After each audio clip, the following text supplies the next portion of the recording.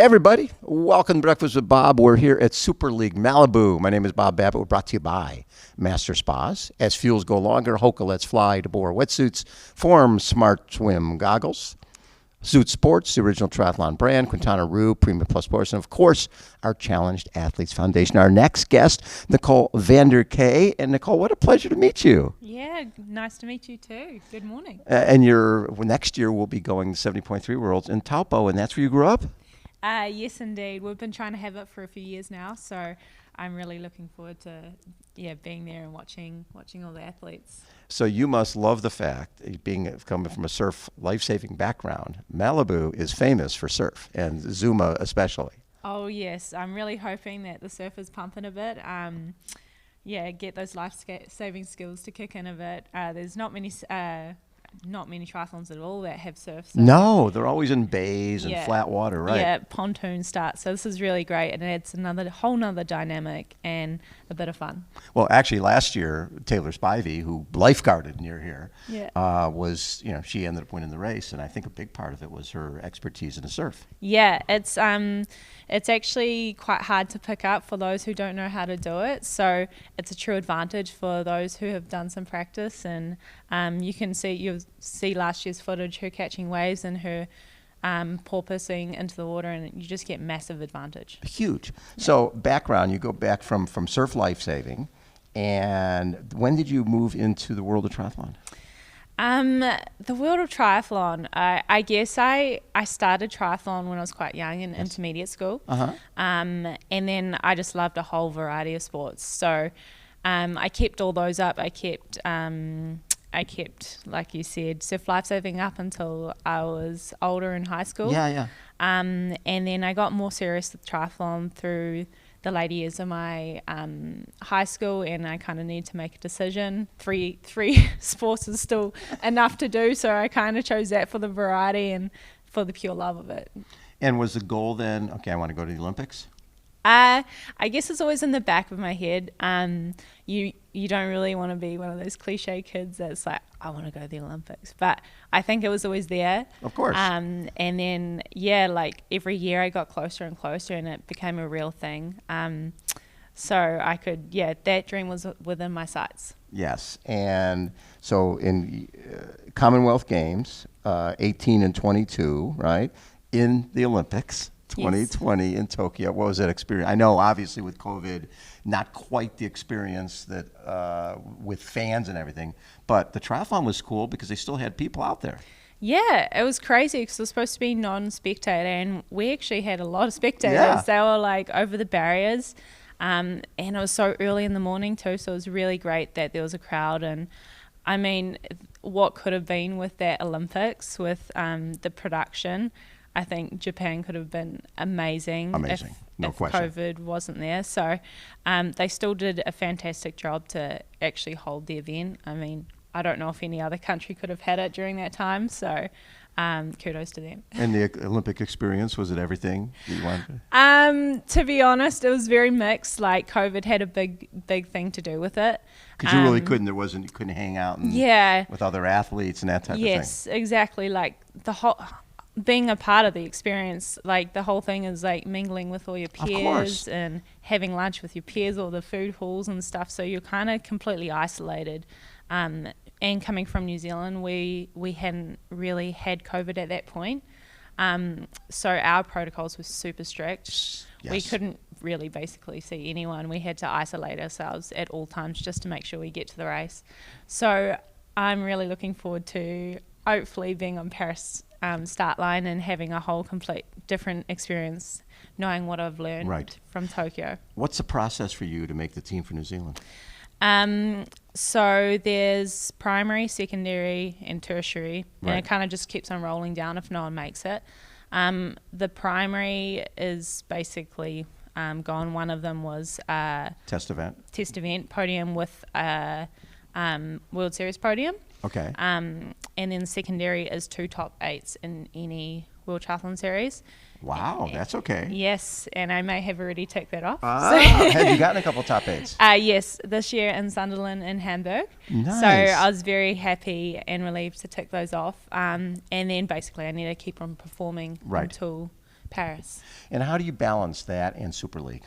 Well, we're lucky that Super League complements it a lot. Yeah, they work together. It does, and it's so fast and punchy that like the skills you learn in Super League really transfer over to World Triathlon Series. So they go hand in hand, I think. So in 2022, you were top 10 in 4 of the 5 events, 9th in the series, and then 5th in the season finale. That's a pretty cool season. Yeah, the end of year was really cool. I had a bit of a rough lead-in to that race, so I was really happy just to be there.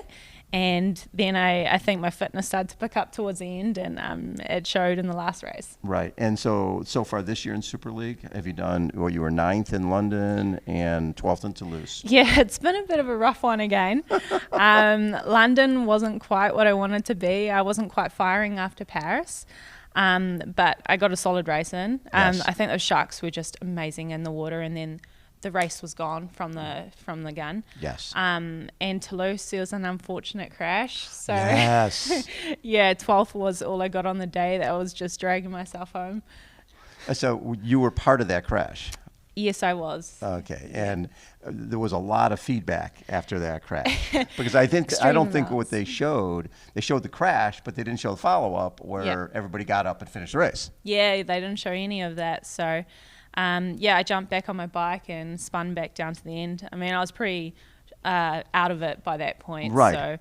So there was no coming back, but yeah, I still got a 12th, I guess. But it didn't. It's funny because sometimes you can see on video and things look like, oh my God, someone did that on purpose. But you guys race with each other all the time. Yeah. I'm assuming that you guys know it wasn't on purpose. Yeah, no, she was distraught. Really, she didn't totally know what really happened. I think she got a bit of a fright and then just freaked out. So. There's no hard feelings there. And yeah, it was really hard to see how the world was treating her after. Everything went viral, right? It did go viral. It was crazy. But it's good to see she's okay as well. And I'm okay. So, no harm done. You know what's so interesting about that is sometimes you have those moments. If our sport really took off when we had a woman named Julie Moss was leading the Ironman. She collapsed in the last 50 yards of the race. And then, this other woman, Kathleen McCartney, passed her and won the race. And then Julie crawled to the finish. Yeah. And that went, back then, we're talking 1982, went viral from the perspective of, oh my God, why didn't the other person stop and help and all that type of stuff. It's easy to watch something and go, you should do that. But you're in the moment. Yeah. Right? You're in the moment, but that moment will be something that bonds you guys probably forever. Yeah. Right? Because people, back then, there was just terrestrial television, which came out months after the event. Now, it's immediate, and people see it, and these people who know nothing about triathlon weigh in on who did what and why they did it. Oh, yeah, extreme amounts. There's always more sides to the story, and there's the full picture that wasn't captured. But, yeah, at the end of the day, we're all healthy and fit. And that's all that matters. Yeah. More importantly, was your bike okay? Surprisingly, yeah. It took a hard hit, but it's still going. That is very cool. I love it. Were you surprised at the reaction to this? Because we're in a small sport. Super League does an amazing job on television and promoting online, but it's still a sort of a small sport. Now it became mainstream because millions of views on that piece of video. Yeah, it was crazy, really. I wasn't really watching it too much. I was trying to focus on getting myself back to 100 and and then my partner was just keep on clicking in and looking how many views, and he's like, "This is blowing up, Nicole." I'm like, you just look at that. I'm just gonna be over here. But I'll be here training and doing my thing. So what's the rest of the season for you? So Super League, obviously. So we've got a couple left, which is awesome. I love Super League. It's super fun. Super fresh, and there's just so many elements to it. So I'm really excited to finish my year on Super League, and then hopefully ending it in Noosa for a little bit of long course. Oh, well, wait a second. It's not too long course. It's more non-drafting. It's a non-drafting Olympic, right? Yes, Something like that, yeah. Yes. Do you see long course in your future? Maybe. I'm not sure about Ironman. No. But 70.3 is, I would love to give that a crack. you know what's so cool? In this era, you can do Super League, you could do PTO, you can do 70.3, and not really have to go do a full Ironman. Yeah. I think I'll be more in that area. Yeah. So after 2024, that would be your second Olympics. Will you stay in the Olympic protocol or portal, or will you move on, you think?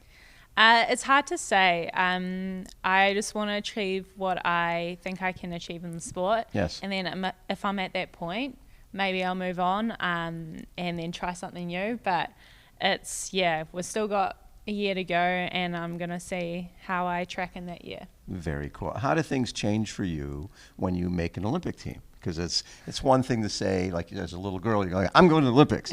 But to actually do it, did it change perceptions of you back in New Zealand? I don't think so too much, really. Like, I'm overseas, I think this year between 6 and 7 months. Okay, so you're not home that often. I'm not home, so I don't even see the change or the reaction. And when I'm home, the Olympics has well and truly been gone. So right, yeah. Yeah, it's a different lifestyle for us Kiwis.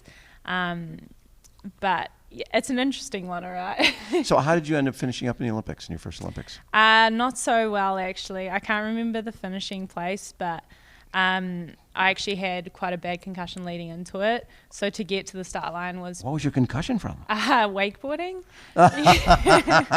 Yeah, it was quite unfortunate. You do a lot of sports. Yeah. Yeah, so I definitely I was fit and ready, but I wasn't quite where I wanted to be. So I'm pretty hungry to get back there and show what I can do. So when I look back, and I love the fact that when the pools were closed in New Zealand, your dad and your brother built a pool for you? Yes. It's pretty strict back in New Zealand. So strict. Like all other places. But no, I think you guys were more strict than pretty much anywhere. Nobody could get in or out. No, and we weren't at the time allowed to swim the lakes, so that was all shut off. So my dad, being my dad, always loves to do DIY and help. Yes.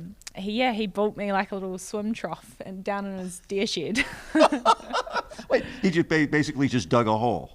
Or did he build? What did he do? It was using the existing bones of his deer shed, so it's kind of boxed in. Yes. And then he just filled out the box and then put tarpaulin in. Yes. And then filled it up with water. Yes. Yeah, it was very cool. And then I tied a bungee to myself. So you could basically swim in place. Yeah.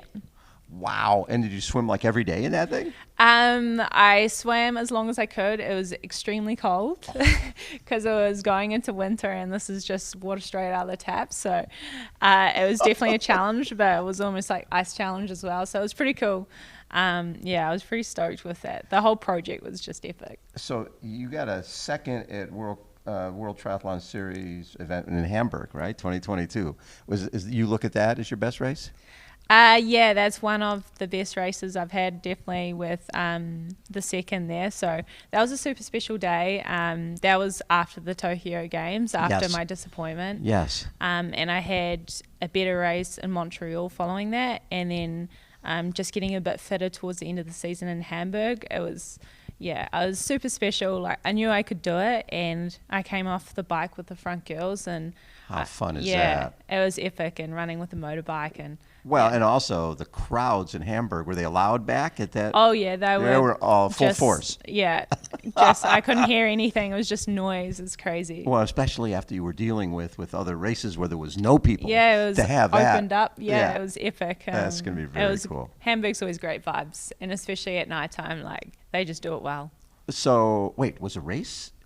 At nighttime, you mean just partying after the race? It was like an afternoon race. Oh, so you finished. Yeah. Like and then people were all in the streets and just going hard. So anytime really you can put a triathlon on where there are people already, people are in the streets of Hamburg, and then they just go out of their minds. Yeah. So Malibu, did you race last year or the year before here? Last year. Last year. So there was good surf last year, and Taylor Spivey got away. Did you enjoy racing this race? Because this is the Eliminator, right? Yeah, Eliminator. I love this format, so I'm really looking forward to it. It sometimes takes me a few rounds to warm up, so this suits you then? Yeah, this suits me, the one to just dust off the cobwebs and then getting into it. The thing that I think Super League has to help with is transitions, because you have to. I mean, I always thought the transitions in World Tri were crazy. Yeah. But here, when you're doing multiple in each round, Yeah. it's nutty. Unreal. Yeah. I mean, you find that really has helped you in World Triathlon events, just having to do so many transitions so quickly? Yeah, and I think I definitely need to continue to practice my transitions, so this weekend's going to be great for me. That's very cool. Well, Nicole, it's such a treat to get to meet you, and I love the fact that you're going to be potentially, after this next Olympics, moving up and going maybe 70.3 and PTO type events. It's a great era to be a pro. I think there's so many great opportunities for someone like yourself. Definitely. And you come from a great heritage. You're talking about Kiwis with back in the day, the Rod Dixon and John Walker, and then Cam Brown, and so many, Terenzo Bizzoni. You got so many great athletes that have been there, and I've been, obviously, Aaron Baker. Yeah. Yeah, we've got a lot. So when New Zealand's known for punching above Yes. our weight, so I'd love to Always. be a part of that. Have you met Aaron Baker? No, I haven't. There was in Taupo in our school. There was the Aaron Baker Tri Award. Is there really? Yep. So I got that. So I was very happy to get that. But they inspire all the kids around us to try and get out there and do the extra activities. I love it. Thank you, Nicole, for taking time. Nicole van der Kaay has been our guest, everybody. Again, Breakfast with Bob. We are at Super League Malibu. I'm so excited to see some fast and furious racing here on Saturday, and you can check it all out on the Super League website. Hold on. We will be right back.